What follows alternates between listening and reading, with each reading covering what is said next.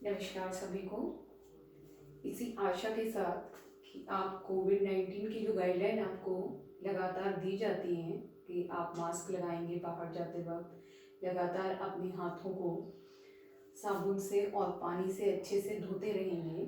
इसी आशा के साथ मैं आज की जो आपकी वर्कशीट आई हैं चैप्टर 13 से रिलेटेड, जो कि एक्सरसाइज 13.3 से रिलेटेड है, उसके बारे में आज हम जानेंगे। जो टॉपिक है आज की जो वर्कशीट का वो है एक ठोस का एक आकार से दूसरे आकार में रूपांतरण। इसका मतलब क्या है पहले हम वो समझ लेते हैं, उसके बाद हम क्वेश्चन डिस्कस करेंगे। ठोस और खोखला दो शब्द हमारे यूज होते हैं इस चैप्टर में, चैप्टर 13 में। आकार जो है वो हमने देख लिए हैं। आकार हमारे पास चैप्टर 13 जो है वो क्या है, 3D आकार है हमारे पास, जैसे कि घन, घनाभ, बेलन, शंकु, गोला, अर्धगोला। ये कुछ आकार हैं जो इस चैप्टर में बार बार डिस्कस हो रहे हैं। इन्हीं का पृष्ठीय क्षेत्रफल हमने जाना था, इन्हीं का आयतन हमें जाना है। और थर्ड टॉपिक जो इस चैप्टर में है वो है रूपांतरण। जैसा कि ठोस लिखा हुआ है, जब हम कोई ग्लास लेते हैं, अपना ग्लास जो है वो बेलन टाइप में ऐसे, तो ग्लास को हम क्या बोलेंगे, अंदर पानी डालना है तो ग्लास जो होता है वो हमारा क्या होता है, खोखला होता है, खोखला, है ना। और जो मोमबत्ती हमारी होती है, मोमबत्ती में क्या होता है अंदर, यस, क्या होता है, हमारा वैक्स होता है, वहां पे पूरा भरी हुई होती है, खाली नहीं होती, इसे हम बोलेंगे ठोस। ऐसे ही कुछ आकार, कुछ चीजें, जैसे लोहे की रोड, वो लोहे से बनी होती है ना। जो हमारी मोमबत्ती वो वैक्स से बनी होती है। और भी बहुत सारे जो लकड़ी के जो लट्ठे होते हैं वो लकड़ी से बने होते हैं, अंदर से वो खोखले नहीं होते। कुछ चीजें हमारी ठोस होती हैं, कुछ चीजें हमारी खोखली होती हैं। तो यहाँ पे जो मेन है वो ठोस के लिए, ये जो हमारा एक्सरसाइज 13.3 है वो ठोस के लिए है।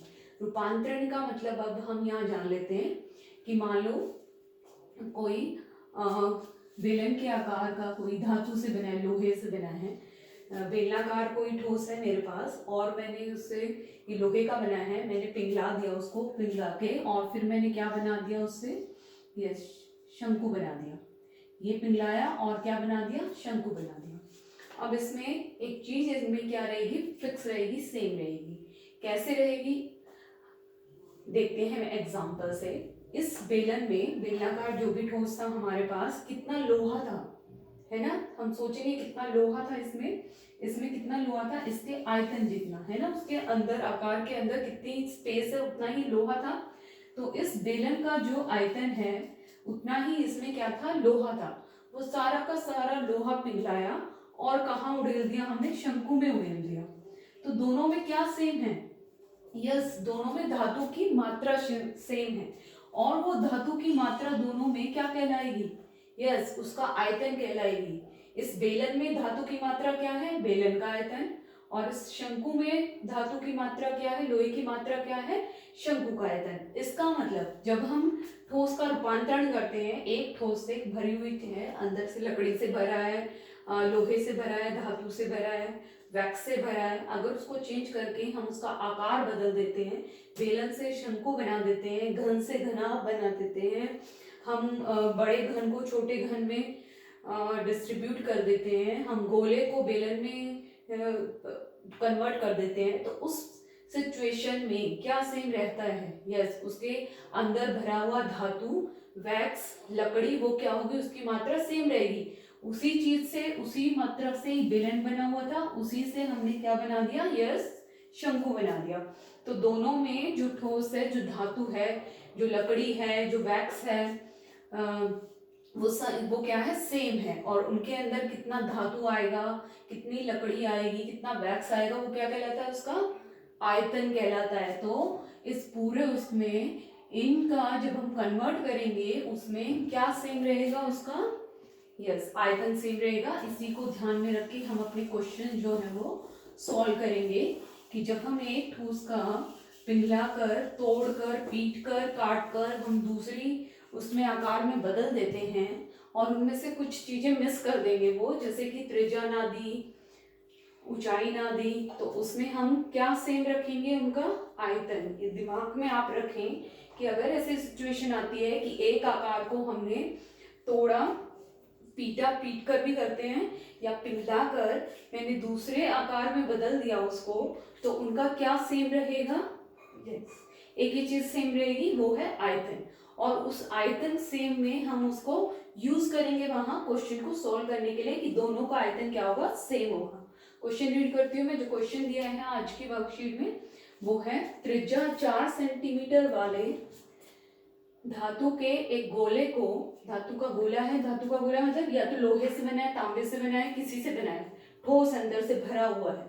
त्रिज्या 4 सेंटीमीटर वाले धातु के एक गोले को पिघलाया, इसको पिघलाया और पिघला कर त्रिज्या 6 सेंटीमीटर वाले एक बेलन के रूप में ढाला जाता है। गोले को पिघलाया और वो पिघला के जो भी धातु थी उस पूरी धातु से क्या बना दिया, बेलन बना दिया, बेलन के आकार का ठोस बना दिया। बेलन की ऊंचाई ज्ञात कीजिए। ऐसे क्वेश्चन सोल्व करने के लिए स्टेप वाइज हमें लिखना भी पड़ेगा, डायरेक्ट नहीं लिख देना है कि इसका आयतन इसके बराबर और क्वेश्चन सोल्व हो गया, नहीं। सबसे पहले तो हम क्या बनाएंगे, यस फिगर बनाएंगे। आपकी जो वर्कशीट में जो क्वेश्चन दिए हैं, सॉल्व दिए हैं, उनको भी आप अच्छे से समझेंगे, उनमें भी आप देखेंगे पहले फिगर बनी हुई है। हम फिगर बनाएंगे। हमने ये गोला बनाया, गोले की ये जो इन्होंने 4 सेंटीमीटर त्रिज्या दी थी, तो मैंने यहाँ पे 4 सेंटीमीटर लिख दिया। फिर वो किस में चेंज हुआ, बेलन में, तो मैंने बेलन बनाया। बेलन की 6 सेंटीमीटर त्रिज्या है, तो मैंने वो 6 सेंटीमीटर वहां लिख दिया। ये जो है एच हमारी, ये नहीं दिया, ये हमें निकालनी है। पहले हमने फिगर बनाया, उसके बाद जो गिवन है वो हम लिखेंगे वहां पे। क्या क्या गिवन है, धातु के गोले की त्रिज्या, उसको मैंने स्मॉल आर ले लिया क्योंकि इसकी कम है और इसकी ज्यादा है, तो स्मॉल आर ले लिया। एक जैसे सिंबल यूज नहीं करेंगे हम कि उसके लिए भी स्मॉल आर यूज किया फॉर्मूले में और उसके लिए भी नहीं, दोनों ही फिगर अलग अलग हैं। तो हम एक छोटा आर लेंगे एबीसीडी का, एक बड़ा आर लेंगे, ऐसे ही हाइट अगर दोनों की है तो एक में स्मॉल एच लेंगे, एक में कैपिटल एच लेंगे। अब यहाँ देखते हैं हम, स्मॉल आर ली मैंने 4 सेंटीमीटर और ये कैपिटल आर ली मैंने 6 सेंटीमीटर ले लिया। अब हमें निकालना बेलन की ऊंचाई। अब बेलन की ऊंचाई कोई भी अगर आपके में क्वेश्चन है किसी भी चैप्टर का, जो कि मैं बार बार बोलती हूँ कि हमें कुछ भी फाइंड आउट करना होता है, तो वो फाइंड आउट करने के लिए हमें एक समीकरण चाहिए होता है। समीकरण आप जानते हैं, इक्वेशन जिसे हम इंग्लिश में बोलते हैं, उसका मतलब है कुछ चीजें हमें इक्वल दिखानी पड़ेगी। जहाँ इक्वल का साइन आए वहां हमारा कोई चर आए और हम उस एक इक्वेशन से उस चर का मान निकाल लें। हर एक चैप्टर में यही होता है। तो यहाँ भी हम इक्वेशन बनाएंगे। इक्वेशन समीकरण का मतलब है कुछ चीज दूसरे के इक्वल है, और हमने तो यहाँ पढ़ा ही है कि जब ठोस का रूपांतरण होता है, रूपांतरण मतलब जब ठोस का आकार बदलता है, चाहे वो धातु का है, लकड़ी का है, तांबे का है, जो भी है, तो जब उसका आकार बदलता है तो क्या सेम रहता है, यस क्या आयतन सेम रहता है। तो हमें यहाँ इक्वेशन बनानी है, दो चीजें इक्वल रखनी है। तो मैं यहाँ लिख सकती हूँ क्या कि बेलन का आयतन, बेलन के अंदर जितनी धातु है उतनी ही धातु गोले में थी, वही धातु यहाँ आई है। और इस गोले के अंदर कितनी धातु है, गोले के आयतन जितनी। बेलन के अंदर कितनी धातु है, बेलन के आयतन जितनी। इसका मतलब अगर धातु की मात्रा सेम है तो इनका आयतन भी क्या होगा, यह सेम होगा। तो मैं लिखूंगी बेलन का आयतन बराबर है गोले का आयतन। क्यों लिखा मैंने, क्योंकि मुझे यहाँ फाइंड आउट करना है बेलन की ऊंचाई। और ऊंचाई वो कैसे फाइंड आउट कर सकती हूँ मैं, जब मेरे पास कोई इक्वेशन आएगी, समीकरण आएगा। और समीकरण मतलब दो चीजें इक्वल पुट करनी है। तो यहाँ दो चीजें क्या इक्वल हैं, आयतन। तो इसके बाद हम अपना फॉर्मूला लिखेंगे वही यूज करते हुए। ये होता है पाई, क्योंकि बेलन की त्रिज्या मैंने आर कैपिटल ली है, पाई आर स्क्वायर एच। और गोले का आयतन जो हमारा होता है 4/3 पाई, ये स्मॉल लिया है मैंने, आर क्यूब। यहाँ एच की जगह भी हम क्या लेते हैं, आर ले लेते हैं, क्योंकि जो बताऊं मैं कि यहाँ पे जो एच होता है वो उसके व्यास के इक्वल होता है। तो गोले का जो भी हमारे पास फॉर्मूले होते हैं, पृष्ठीय क्षेत्रफल है या हमारा क्या है आयतन है, वहाँ एच यूज नहीं करते हैं हम, उसकी जगह हम 2r ले लेते हैं, इसलिए वहाँ h नहीं होता। तो यहाँ पे हम स्टार्टिंग में ही देखेंगे कि क्या हम यहाँ कैंसिल कर सकते हैं। देखो पाई की वैल्यू दोनों में सेम रहेगी, वो पाई कर दिया। और जब मैं इसको पाई कर रही हूँ, जैसे कि मैंने पहले बताया कि हम एक आर सिंबल एक जैसा नहीं लेंगे, क्योंकि हम यहाँ पजल हो जाएंगे और शायद हम फिर उसको भी कैंसिल कर दें। लेकिन यहाँ आर अलग है, मैंने कैपिटल आर लिया, और यहाँ आर अलग है, मैंने स्मॉल आर लिया। अब हम वैल्यू पुट करेंगे जहाँ जहाँ जो वैल्यू मुझे पता है। आर कैपिटल आर की वैल्यू है यहाँ पे 6 × 6, और h की वैल्यू मुझे निकालनी है। ये ऐसे लिखने का मतलब है ये सारे मल्टीप्लाई में है, हम गुना का निशान इसमें लगा सकते हैं। ये हो गया हमारा 4/3, और ये स्मॉल आर हमारी हो गई 4 × 4, क्योंकि ये घात 3 है तो वो 3 बार मल्टीप्लाई होंगे। तो हम यहाँ हमें h निकालना है यहाँ पे, तो हम जो है 4 × 4 × 4 × 4, ये वाला तो ऊपर आ गया, और ये आ गया हमारा 3 नीचे, और ये 6 × 6 कहाँ आएगा, यस ये भी कहाँ आएगा हमारा, ये नीचे आएगा, ये मल्टीप्लाई में है। तो जब हम इसको कैलकुलेट करेंगे तो हमारा क्या आ जाएगा, h आएगा, जो कि सब सेंटीमीटर में है, तो h भी हमारा किस में आएगा, सेंटीमीटर में। तो हम यहाँ देख लेते हैं 2 3 2 2 2 3 2 2, और ये हमारा बर आ गया 16 34 64, और ये आ गया 27 हमारा h आ गया। बेलन की ऊंचाई हमें क्या करनी थी, फाइंड आउट करनी थी। हम इसको डिवाइड करके पॉइंट में चेंज कर सकते हैं, और करना भी है पॉइंट में, आप इसको चेंज करके लिख सकते हैं सेंटीमीटर। ओके, आसान है। जितना हम यहाँ कैंसिल कर सकते हैं उसको उतना कैंसिल करेंगे, ताकि हमारी कैलकुलेशन जो है वो कम हो जाए, और जो गलती होने की संभावना जो है वो भी क्या हो, खत्म हो जाए हमारी। तो ये आपका फर्स्ट क्वेश्चन था। सेकेंड क्वेश्चन में रीड कर देती हूँ यहाँ पे। एक किसान अपने खेत में बनी 10 मीटर व्यास वाली और 2 मीटर गहरी एक बेलनाकार टंकी को आंतरिक व्यास 20 सेंटीमीटर वाले एक पाइप द्वारा एक नहर से जोड़ता है। यदि पाइप में पानी 3 किलोमीटर/आवर की चाल से बह रहा है तो कितने समय बाद टंकी पूरी भर जाएगी। वो कह रहा है, हम फिर से हम यहाँ पे क्या करेंगे, अपना फिगर बनाएंगे, और फिगर बना के इसको देखेंगे क्या कह रहे हैं वो। एक टंकी उसकी है किसान की, जो कि अगर व्यास दिया है और गहराई उसकी अगर दी है बेलनाकार, इस तरीके से टंकी है जिसका व्यास दिया है 10 मीटर। 10 मीटर यहाँ पे हमारा व्यास है, ये दिखा देंगे, और 2 मीटर उसकी क्या है, गहराई मतलब ऊंचाई है। ऐसी ऊंचाई बोल दो, गहराई बोल दो, एक ही बात है हमारी 2 मीटर। अब इसमें उसने पाइप लगा दिया, पाइप भी क्या है, बेलनाकार, बेलनाकार पाइप है, ऐसे करके पाइप आ रहा है, कहीं से घुमावदार है, ऐसे नहर से वो पानी से वो पाइप पानी जा रहा है इधर इधर से, और पाइप में जो पानी की जो चाल है वो भी दे दी 3 किलोमीटर/आवर से बह रहा है। तो कितने समय बाद टंकी पूरी भर जाएगी। तो टंकी पूरी भर जाएगी तो कितना पानी आएगा, टंकी के आयतन जितना। तो हम देखेंगे कि वो टंकी का पानी में यहाँ से पास होके इधर भरेगा, तो कितने समय में जो पाइप है हमारा वो उसको भर देगा। तो फर्स्ट हम देखते हैं टंकी का व्यास,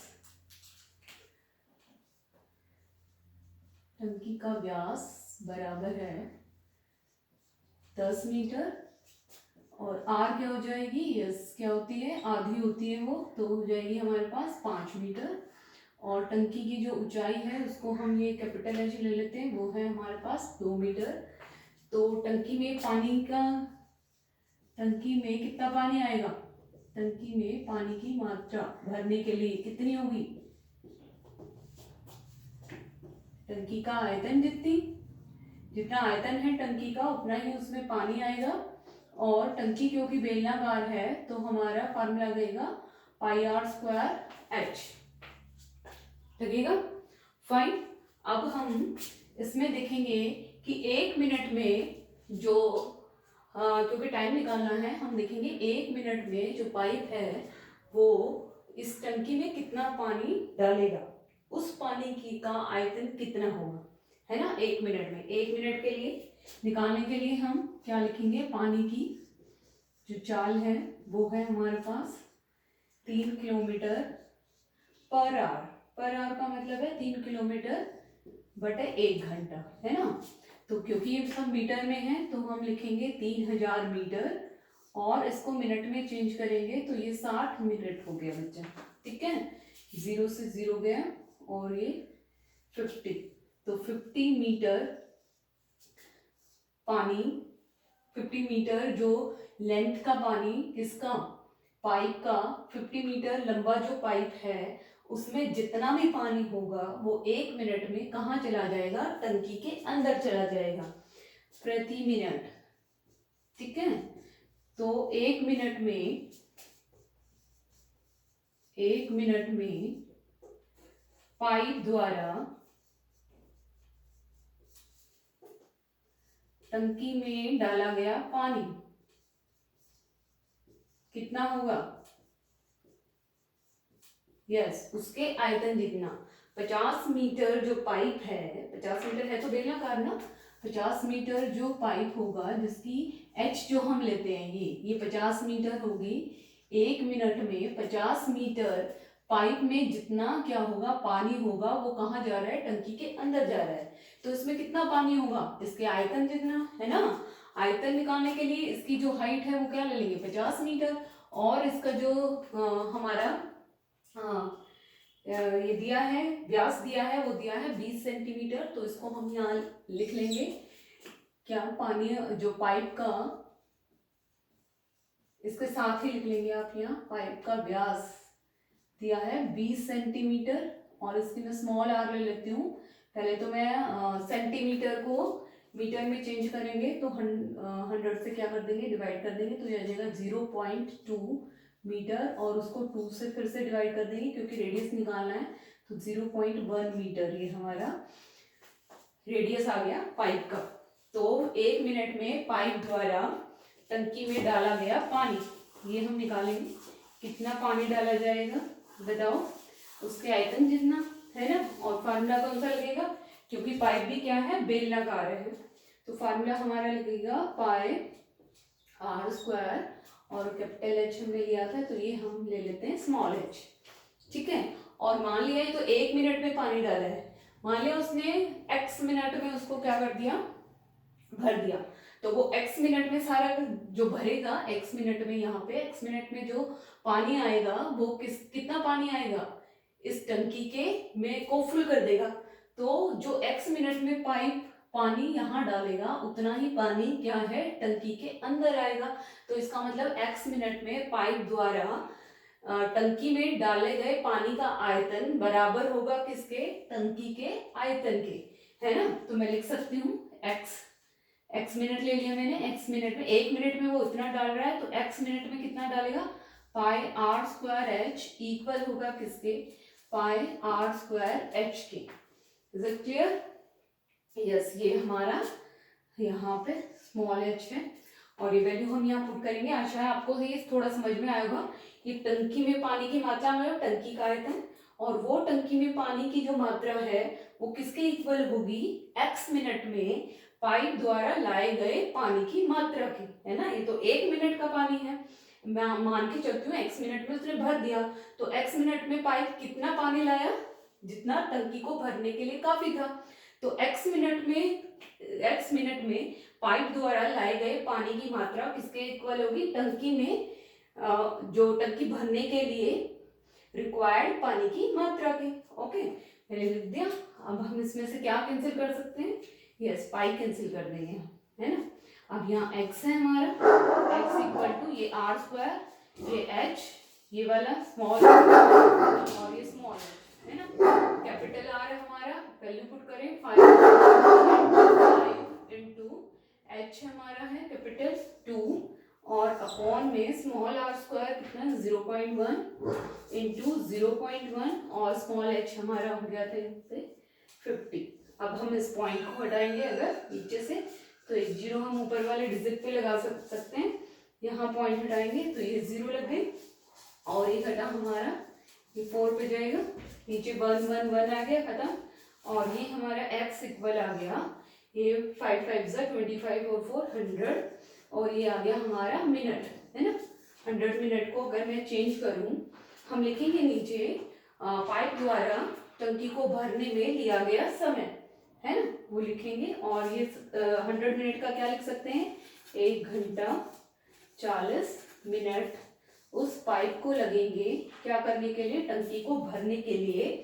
कब, जब उसकी पानी की चाल कितनी है, 3 किलोमीटर पर आवर। ओके बच्चा, तो इस तरीके से हम क्वेश्चन, ऐसे भी क्वेश्चन आपके 13.3 में, 13.3 में ऐसे भी क्वेश्चन हैं।